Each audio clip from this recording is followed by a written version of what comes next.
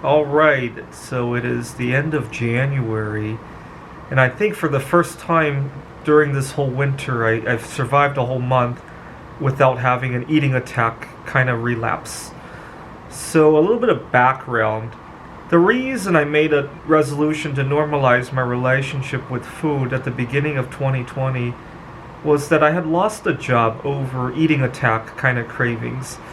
I had lost several friends over it. I had ruined a vacation over it.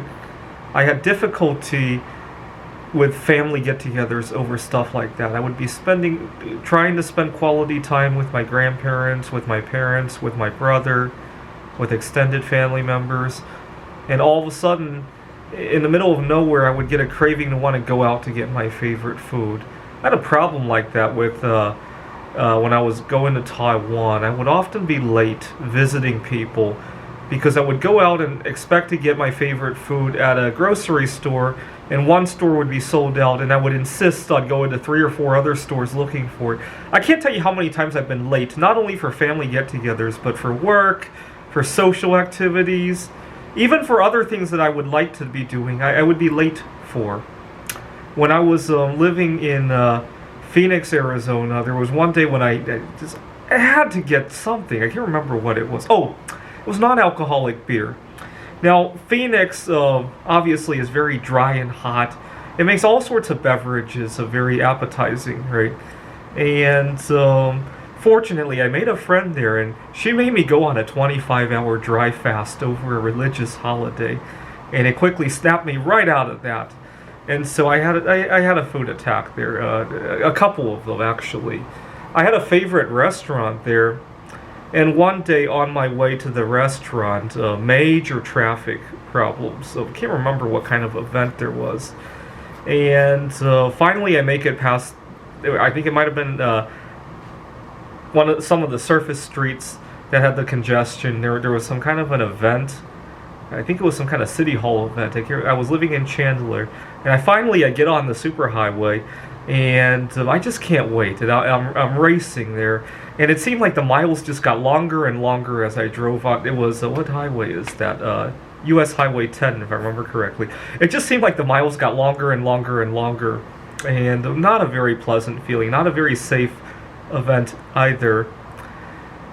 But, okay, summertime, I don't have that many. I had 2 that whole summer. I spent 4 months in Phoenix. I can probably forgive myself for that. Wintertime is where I ran into all the troubles.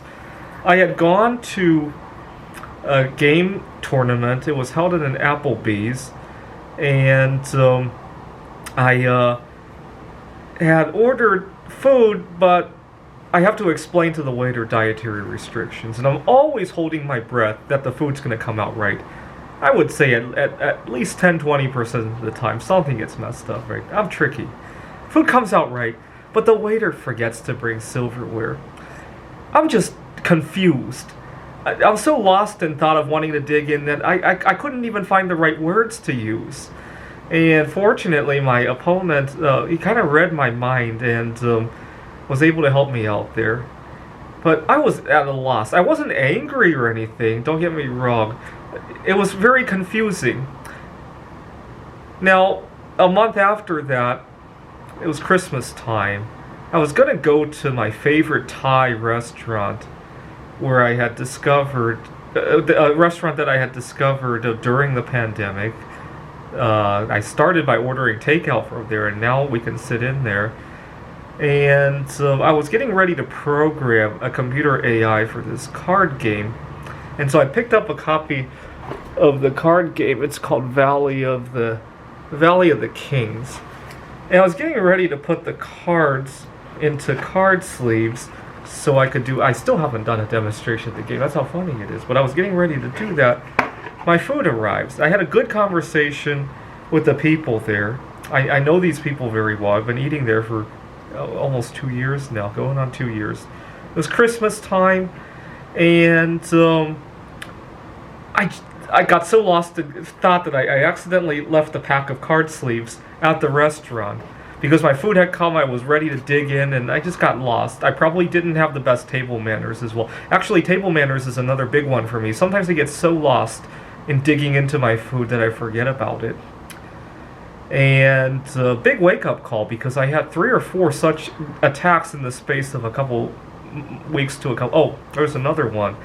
One day, see, I really hate when I do tutoring over Zoom, and I really hate it when my students show up late. And I normally try to not be a hypocrite on that, but one day I was thinking about walking next door to get my favorite snack food. It was 1 o'clock. I had a tutoring session at 3 o'clock. I got so carried away with doing something on the computer. By the time I looked at the clock, it was, I think, 2:30 or 2:40. And I sent a text to my students saying that I might be 5-10 minutes late because I insisted on getting the food. I normally wouldn't do that. I don't know what happened that day.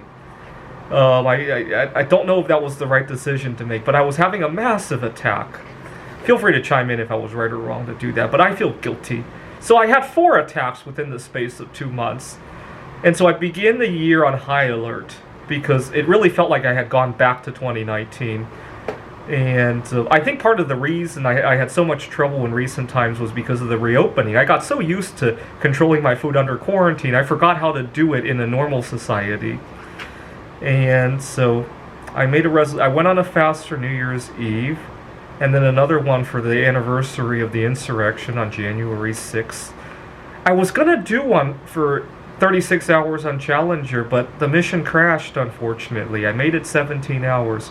Mission crashed. I wouldn't call that one a food attack. It was just the weather got a little bit more brutal, and I had a little bit more demands on me for the day.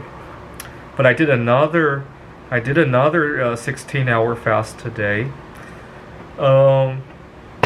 I'll probably think about one for Colombia, which is next week. What else do we have?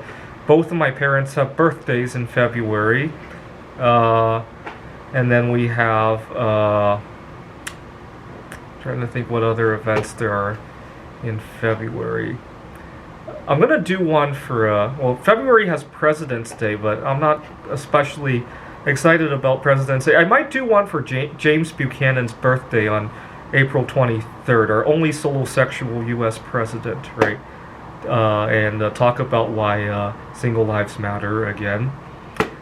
All right, so I went a whole month without a food craving attack. And during the winter time as well, which is the most challenging season of the year.